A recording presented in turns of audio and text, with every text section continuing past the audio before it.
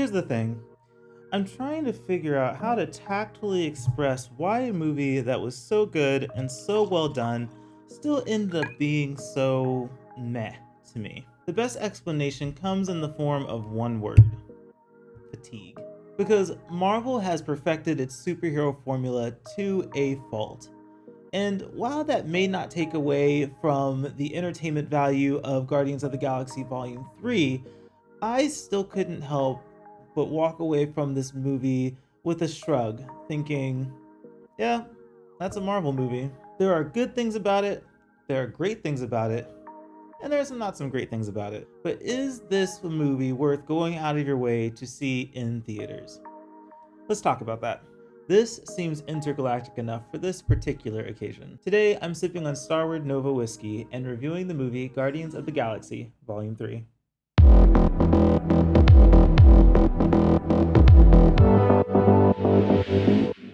Guardians of the Galaxy Volume 3 picks up on our favorite ragtag team of heroes on the floating godhead called Nowhere. With Rocket's life in peril as the High Evolutionary, a mad scientist who experimented on Rocket when he was younger, seeks to reclaim him for further inhumane genetic research, the rest of the team embarks on a journey, risking everything to save their friend.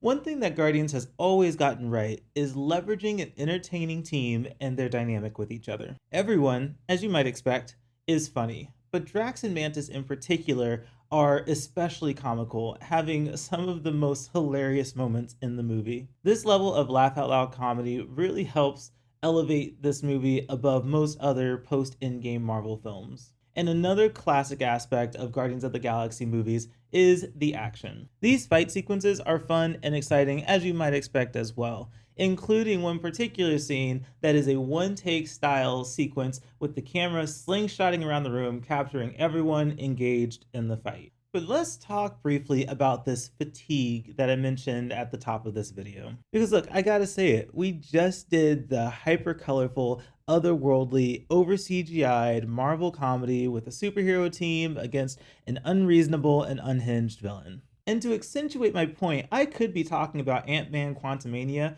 or Thor Love and Thunder, and the description applies the same to both.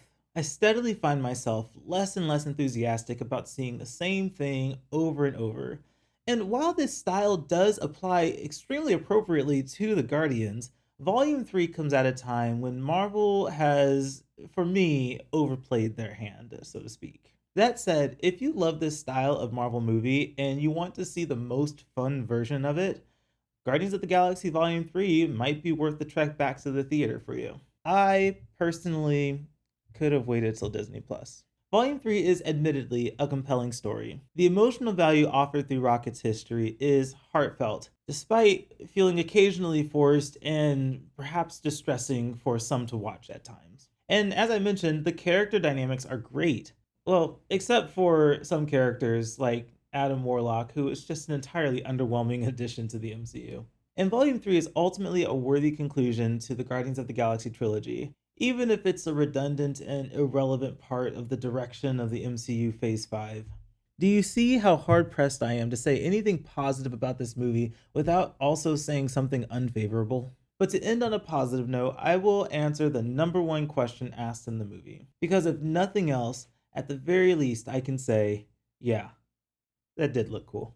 I might be mixed about my feelings on Guardians of the Galaxy Volume 3, but I am all in on this whiskey that I'm drinking. Starward Nova is a single malt whiskey aged in red wine barrels, which gives it a very colorful variety of flavors. It's strong but sweet, with big oak, spice, and dark fruit flavors, and a hint of smokiness to it. When I drink whiskey, I tend to like it neat, but this is one I actually might recommend a cube of ice or two just to help mellow out that flavor a little bit. And lastly, the branding on Starward bottles are out of this world, and I, as a marketing guy, really appreciate when a brand and its product really shoots for the stars. Perhaps the only way it could be better if it was distilled on Nowhere by the Guardians themselves.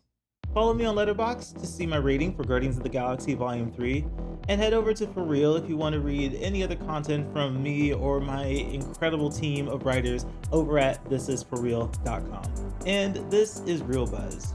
If you like this video and you want to see more, hit like